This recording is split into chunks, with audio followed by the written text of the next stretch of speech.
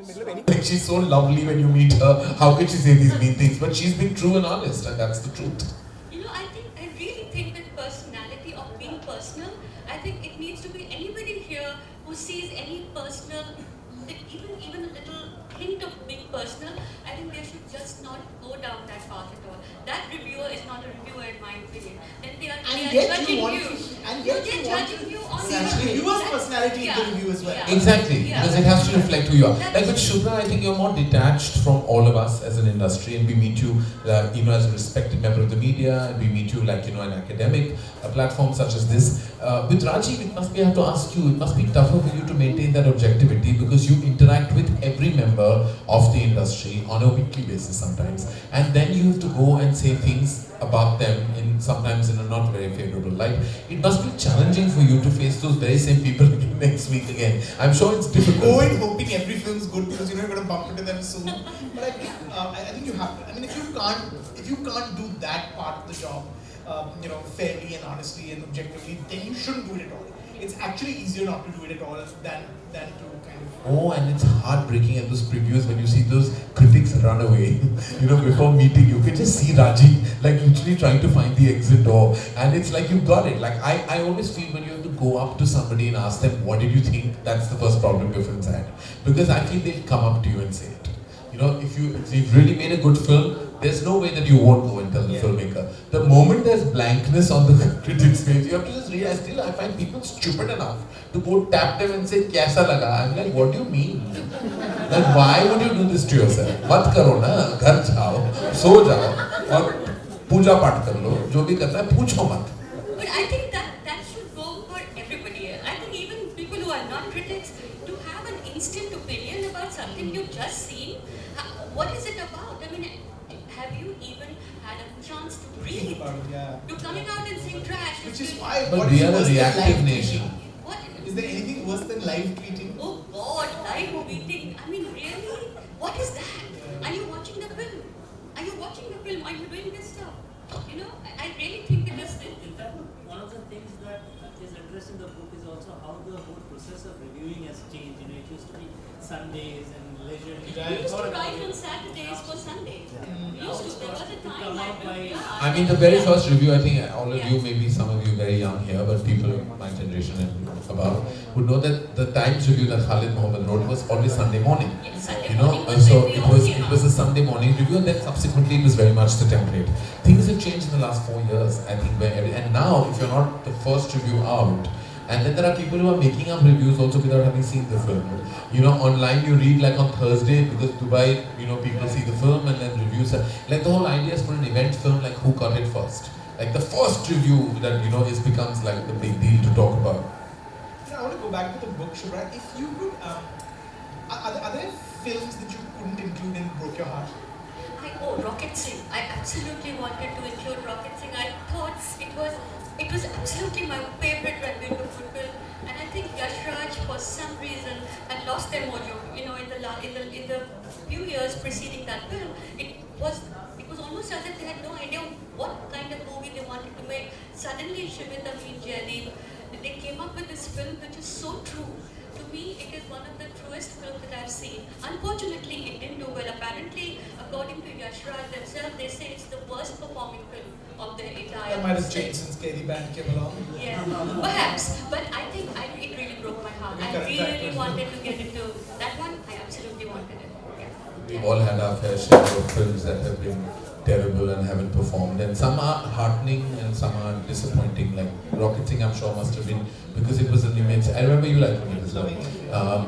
But most things Ranbir Kapoor does is always really good. He's such a great artist. That film was special, and for various reasons it didn't connect or resonate with a national audience. But I mean, it doesn't take away from the fact that it's a good film. No, Barfi's not in it. No. Not a huge fan. No.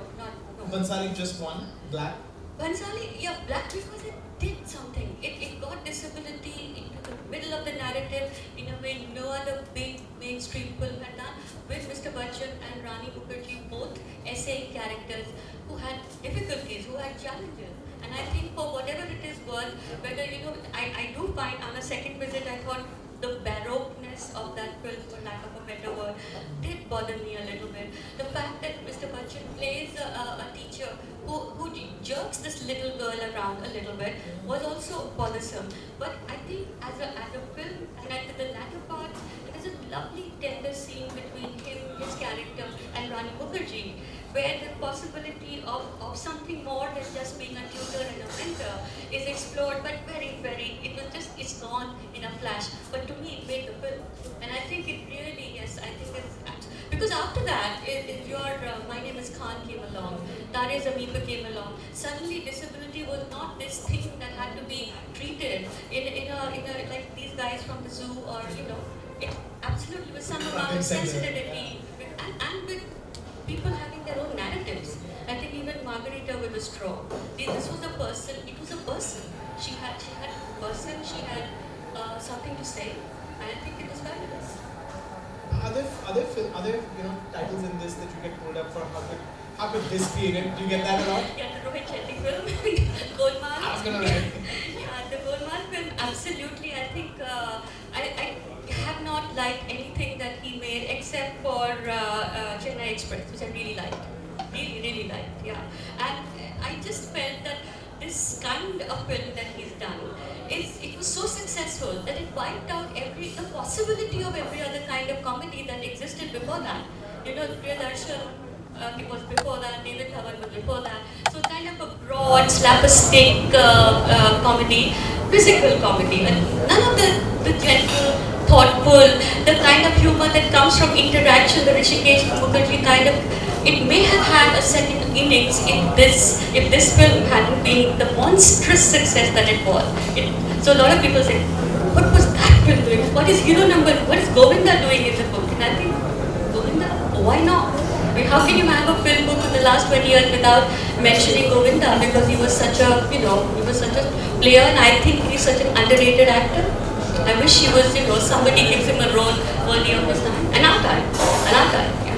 To both of you, do you find that your relationship with the film or your response to a film changes with time and considerably changes with time? Or how you feel about a film? I was actually looking at myself when I was looking at these films in the last 20 years. This must have been an exercise to kind of examine that. It was something that I was doing consciously, and I kept looking at, did I like this film a little more than I should have? But for I always look at film as, what did it do here? Did it touch me here? How did it make me feel? And I think in that sense, I don't think there was anything in this, except for perhaps Black, which I liked much more that time than I did this time. Maybe that and a couple of other, every single film, same. I was hitting the same marks every single time. Yeah. I think that sometimes many films are judged too soon, and you kind of tend to then the film acquires a certain love and cult status. One of our films that I feel got a lot of love but much later was Wake Up Sid. I remember when Wake Up Sid came out, I don't know, people just, I don't think it got the reviews that actually goes to the appreciation it has today. Because the irony lies in the fact that many people who saw Ayan Mukherjee's second film, Jawani Diwani, all came out saying that, oh, we liked your first film more. But that was not what they said at that time, and you are one of them. It was like, I feel like it didn't get the required love because I think it was truly a wonderful coming of age narrative.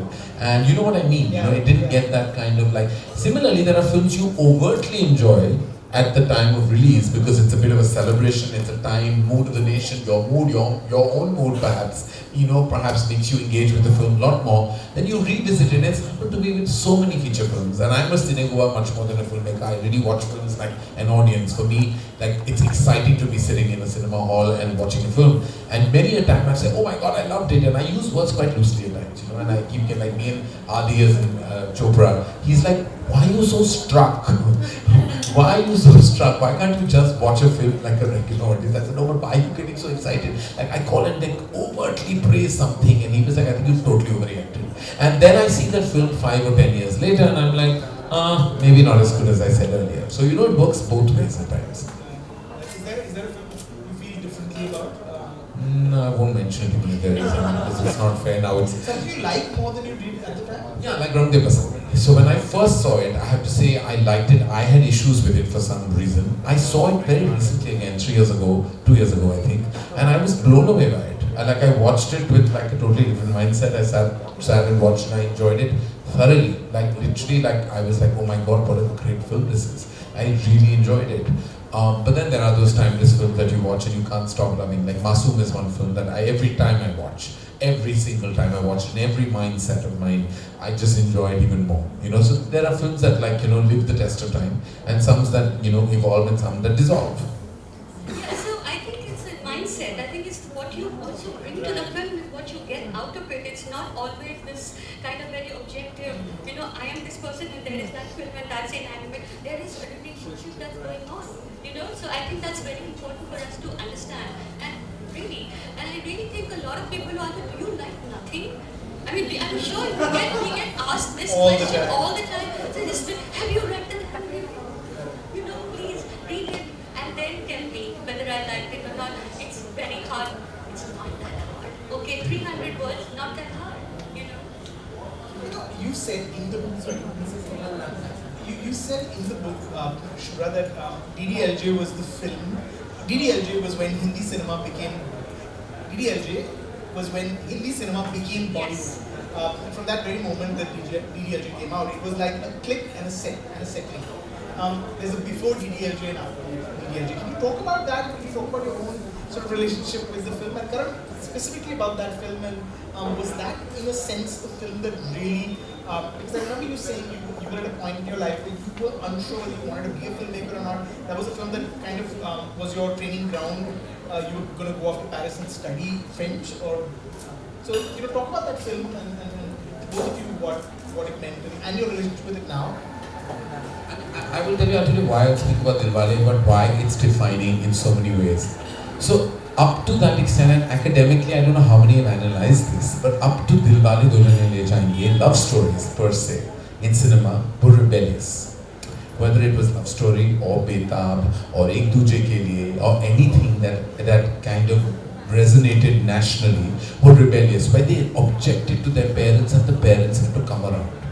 Never before was there a lead protagonist who actually said, I will not run away with you till I seek the permission of your parents. Sort of reverse rebellion. Yeah, so it was emotional and it was strategic and immensely clever. Because what it did is it engulfed a new morality with an audience base. It endeared you to the parents, to the superiors and seniors of the family, and it gave a new perspective to the youngsters who were planning to rebel. Because rebel comes, see, in marriage issues, love, relationship dynamics and traumas, parental conflict will remain in our country even today. There is nobody who stays away from it. Parents have an opinion of who you want to marry and they are going to voice it whether you like it or not. Whether it's caste, whether it's community, whether it's, you know, hierarchy in wealth, whatever it is, it poses to be a problem in even times today. Dilwale was the first film that had that approach, which is why you wonder, it's a wonderful film and a greatly crafted screenplay with some amazing characters, performances, music, humor, etc. But what is the one identifiable part of Dilwale that really resonated with India and the diaspora? It was this. It was this one simple fact. The fulcrum of the film lay on this philosophy that endeared it to the parents and to the seniors of the family. Apart from it being a training ground, because that's where I learned, I think that was the magic of Dilwale was that. And of course then, you know, it gave you all those elements and packaged, and you know, it has iconic moments. Jaji Le Apni Zindagi is still spoken about on various platforms. Raj was like he was the poster boy of love and romance. He is everyone's aspiration, to the point that people wanted to run on any train that went to Europe to find, you know, somebody just like him. And Simran became like, and today when you look at it, the modern voices will scream patriarchy and will scream like, you know, less of woman empowerment, Karma Chauth, which we're all criticized for. At that time, I didn't even think of those things, you know, like, you know, that I was kind of, you know, promoting something that was deeply patriarchal. And why? It was not a thought. I'm like, Karma thought, commercial. That was a thought. Shadi song, commercial. You know, we must have these things, big set, commercial, big. It was like those were our mainstream elements. Like my father used to say interesting things. He used to say like, you must have a buffer scene after interval. Now that was because people are settling in, so the scene should make no sense after interval. Because you should not feel, that's what a buffer scene meant. That buffer scene का ये मतलब है कि पहले 2-3 minute में ऐसा कुछ मत करो जो, you know, that moves the story ahead. So we used to like, he think before interval don't have a sad song. You know, and then interval के पहले थोड़ा film को drop करो. I mean, end climax के पीछे film को drop करो, ताकि climax उठ जाए. So how do these are things that my father said that to me it was just set in my head. So no slow song before interval, buffer scene after interval, a week at pre-climax for my climax to rise. I mean, you know, it was like things that were just set in our heads. We didn't know better. We were young filmmakers that were trying to just understand the balance between commerce and art, trying to bring our own voice to something that was mainstream. There was no multiplex then, there was no single screen divide with the multiplex. It was just an audience. We made movies that had a first half and a second half. First half was fun and games, second half was drama and emotion. It was clearly a template. There was no other template taught to us. Today we have to give logic so much thought. Like, you know, it's daunting that the film has to make sense.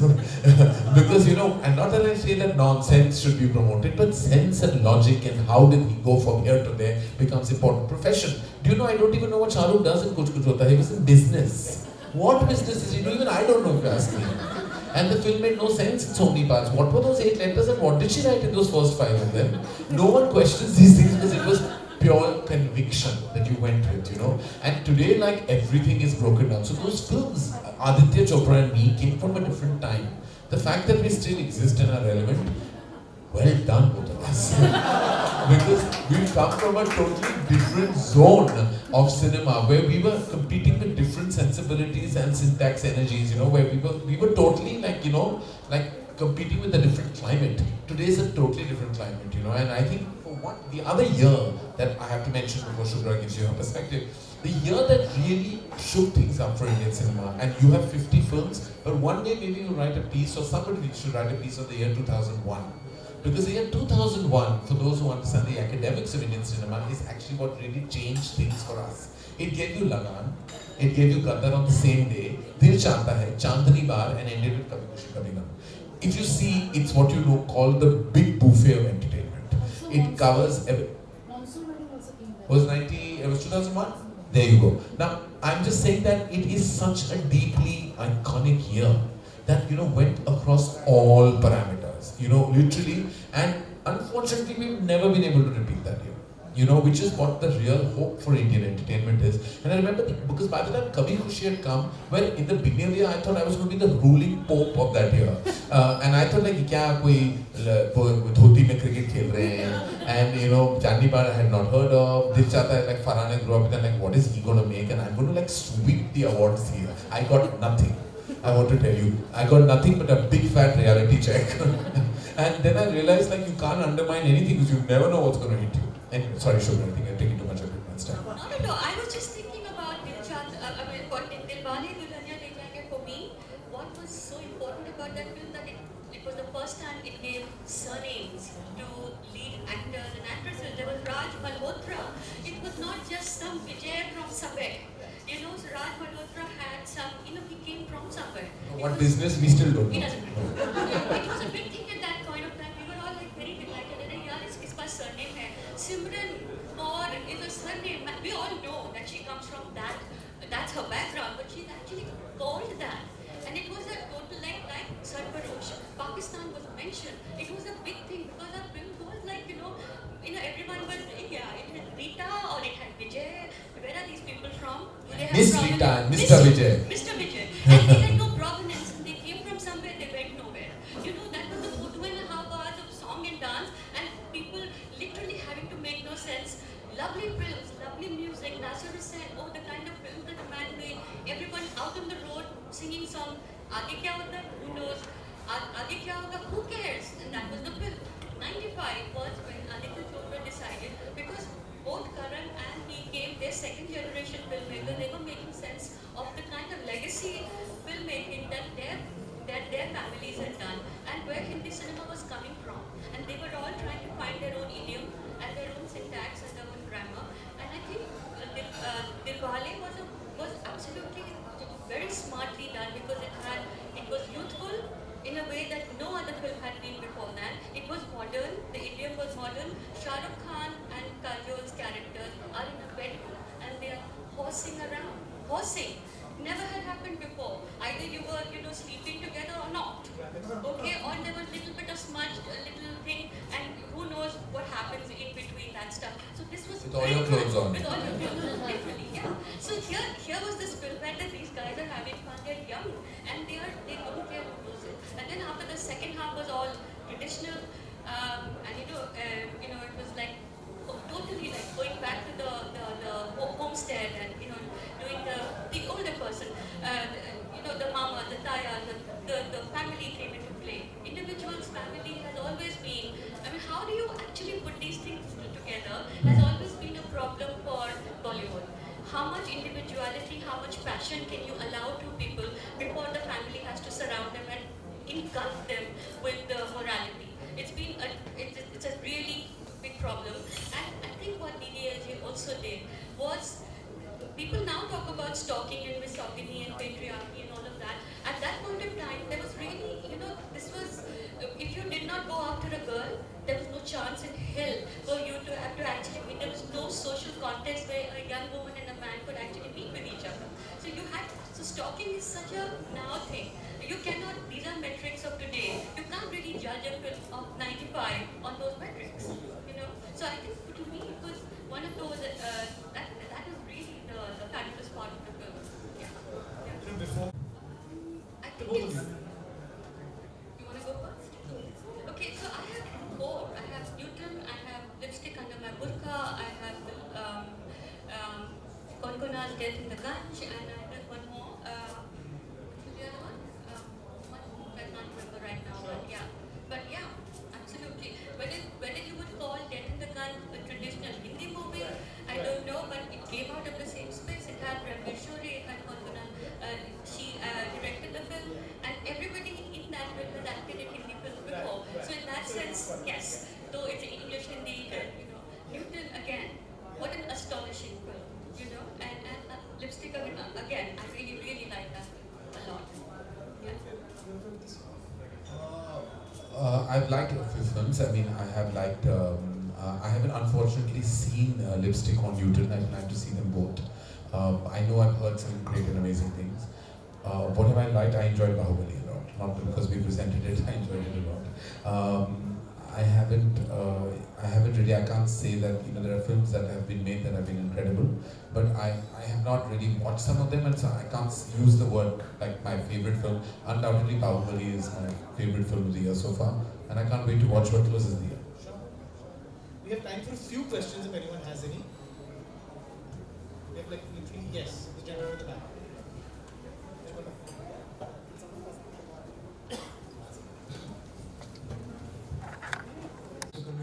According to me, one of the reasons why it was not successful is because it was past its time. It was at least 5 to 7 years past the prime time when people in the limelight used to. Eternal film, and sometimes eternal films don't really work. It was about an issue about an office and what happens, and sometimes those can make very exciting narratives, but they don't engulf a large part of the country. Like they feel it's too internal. Films have to be conversations. They tend to kind of work in a big way when it walks out. Either the scale engulfs you, or then the content you identify with. A film like Rocket Six becomes too internal an experience, I think. Hi. As you guys said, that when we come out of the theatre, we make a perception about the film quickly, and as you said, we are. And pretty much that instinct, definitely, I think Shura would tell you that you have while watching it. But I think what she's trying to say, or what even Rajiv says, is that sometimes you have to kind of there are films that you can't immediately react to when you come. It may have moved you to that extent, or bored you to that extent, either which way. But you can't immediately frame your words as soon as you walk out of a screening if you're inclined to that being that kind of cinegoer. If you're that popcorn munching happy audience that is just going to watch it and say, "Arey paka hai, acha hai, bura hai," whatever, then that's separate. We're talking about those who treat cinema like an art form. And if cinema is an art form to you, you will want to give it that thought. Like you see a canvas, you can't immediately say, "I like this painting." You have to stare at every part of it. Literally, like a book when you read, you're absorbing it because it's allowing you. Words do that. Visuals sometimes tend to not. So I think that's what I suppose you mean.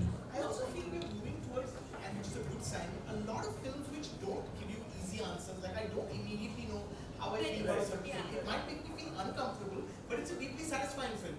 Yes. It's a very good film. So I think sometimes a little time is always.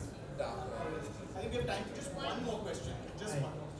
Yeah, you talked about how heartbreaking the process was of actually bringing down the films to 50 out of 100. So I'm not exactly cribbing here, but one film I would like to see in this list was English, because that was one film where 50-year-old actress is able to break this notion that women comebacks don't work. So I just thought maybe that is what exactly would be the reason why that was not in the list. I'm just interested, just curious. So I think it was everything else was a little more important than that. Everything else, sometimes that's the only way that you can do this kind of stuff. So I think We are that has to run. running out of time. Yeah. We just unwrap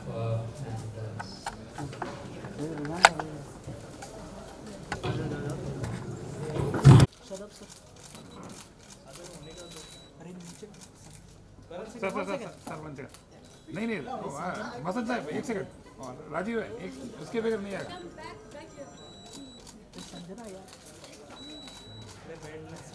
Let's get some just of the author and the filmmaker. Come.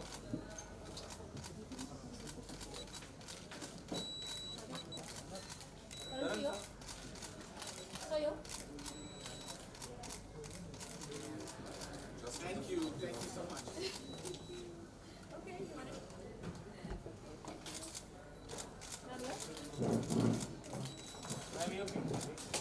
Thank you.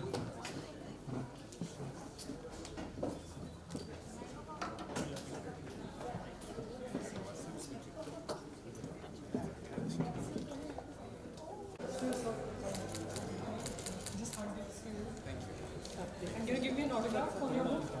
Correcting us, especially when we're at a public thing. We say, Bollywood, that some film, some actors will say, don't call it that, don't call it that. He interrupt you in the middle of anything. He gets very so you should actually, in the middle of any conversation. Ma'am, here please. Your last. I'm good. All going great. One more. Thank you.